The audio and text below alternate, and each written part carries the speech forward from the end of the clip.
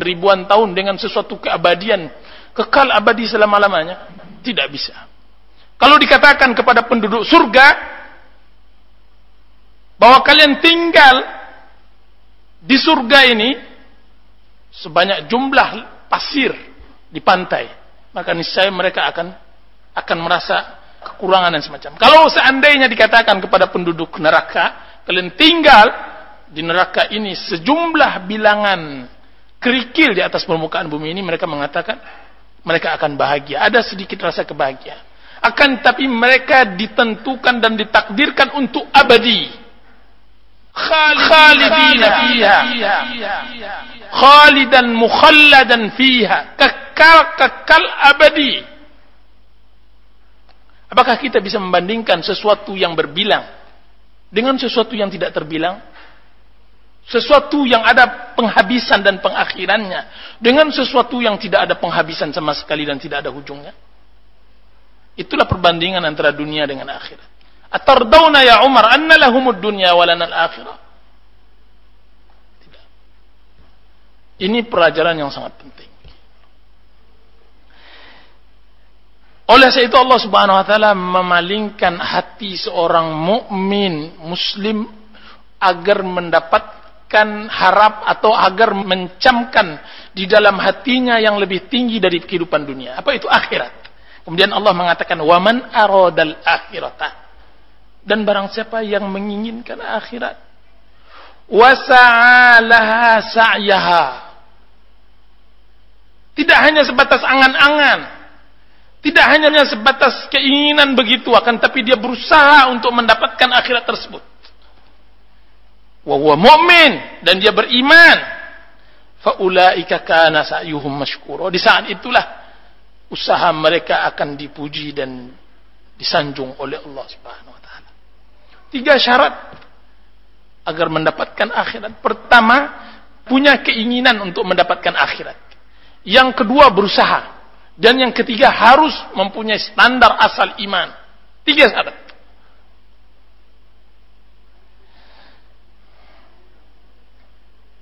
Harus ada 3 syarat. Punya keinginan untuk akhirat. Subhanallah, berapa banyak orang yang tidak mempunyai keinginan sama sekali untuk mendapatkan akhirat. Tidak terbayang olehnya akan akhirat untuk dia.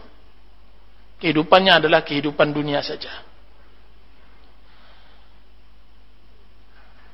Dan subhanallah, berapa banyak orang yang terbayangkan ingin mendapatkan akhirat, akan tapi dia tidak mempunyai amal.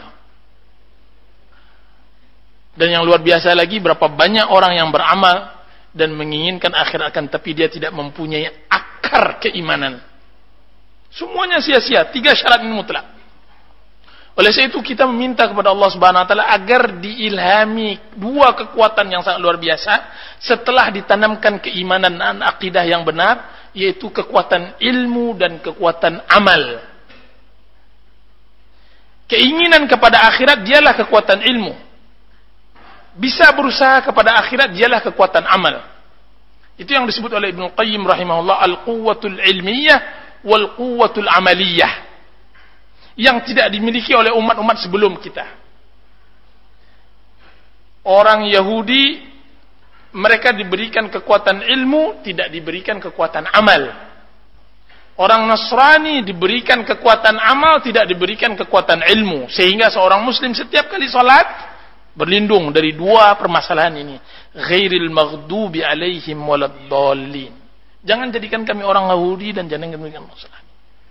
Nah, apa itu kekuatan ilmu dan amal? Seseorang kadang-kadang diberikan oleh Allah Subhanahu wa taala kemudahan untuk menghafal, kemudahan untuk belajar ilmu agama, hafal Al-Quran, hafal hadis dan semacamnya. Akan tapi ketika datang suatu kewajiban dan disejajarkan dengan yang lain, maka ibadahnya tidak bedanya dengan ibadah orang awam, bahkan lebih buruk.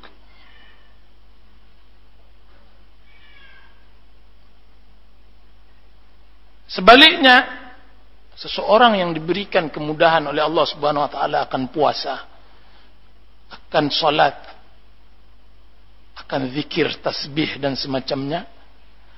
Akan tetapi ketika ditanyakan tentang rukun wudu, hukum salat dan semacamnya, maka dia terkunci mulutnya karena dia tidak mempunyai ilmu tentang itu. Kurang akan ilmu dan kurang akan ibadah. Musibah besar.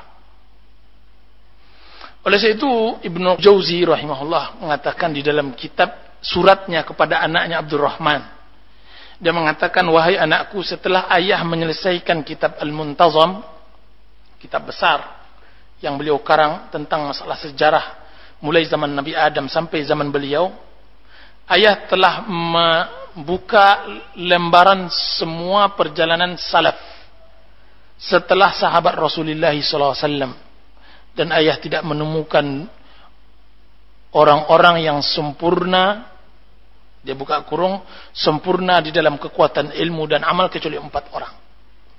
Dan ayah telah menyebutkan keempat-empatnya dan mengkhususkan biografi kepada mereka pribadi masing-masing.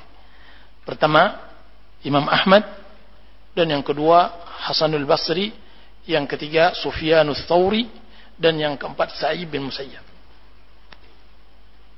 4 orang ini ketika mereka berbicara tentang ilmu, merekalah syekhul Islamnya. Berbicara tentang hadis, merekalah ahlinya. Berbicara tentang fikih, merekalah pakarnya. Berbicara tentang masalah zuhud, merekalah imamnya. Berbicara tentang masalah ibadah, merekalah pendeta umat ini. Semua hal, manusia, insan kamil kata orang sekarang. Bukan insan kamil yang sekarang ini menggabungkan antara dunia dengan akhirat. Insan kamil orang yang menggabungkan akhirat sehingga mendapatkan apa yang sebagaimana didapatkan oleh Rasulullah SAW. Nah, 4 orang ini sangat luar biasa. Begitu jarangnya, sulit orang mendapatkan kebahagiaan. Sehingga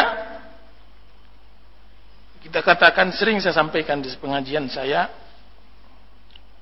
bagaimana ingin menjadi seorang yang ingin sempurna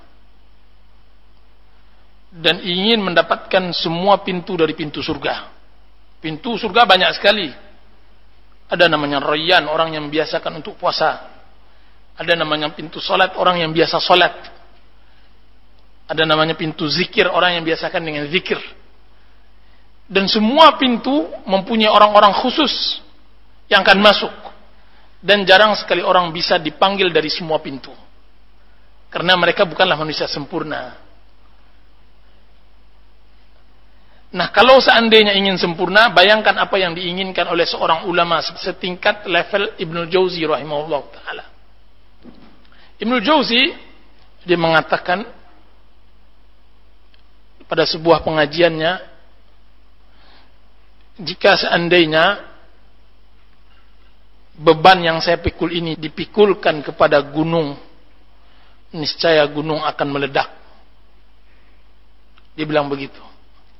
Kemudian dia tulis di dalam diarinya, tadi malam saya punya pengajian dan saya mengatakan perkataan yang tadi.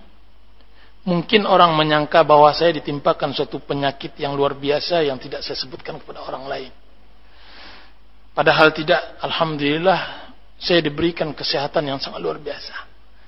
Atau mungkin orang menyangka bahwa saya ditimpakan kesusahan, kefakiran yang sangat luar biasa, yang saya berusaha untuk sabar, kemudian saya baru menyebutkan apa ucapan saya tadi. Padahal saya tidak, rezeki saya berjalan sebagaimana yang saya inginkan. Terus apa permasalahan yang tidak bisa dipikul oleh gunung yang begitu kuat dan kokoh? Yang dikasih andainya permasalahan saya ini dipikulkan kepada gunung, dia akan hancur lebur. Luar biasa. Kemudian dia menyebutkan, permasalahan yang saya pikul tersebut adalah permasalahan saya bingung ingin menjadi hamba Allah Subhanahu wa taala. Ketika saya sudah baligh, ketika saya sudah menikah, ketika saya sudah mempunyai anak dan semacamnya, saya dituntut oleh Allah Subhanahu wa taala untuk belajar ilmu agama. Maka mulailah saya dalami agama dari mulai dasar. Setahun 2 tahun saya pelajari, mulai kenikmatan belajar saya peroleh. Mempermainkan pena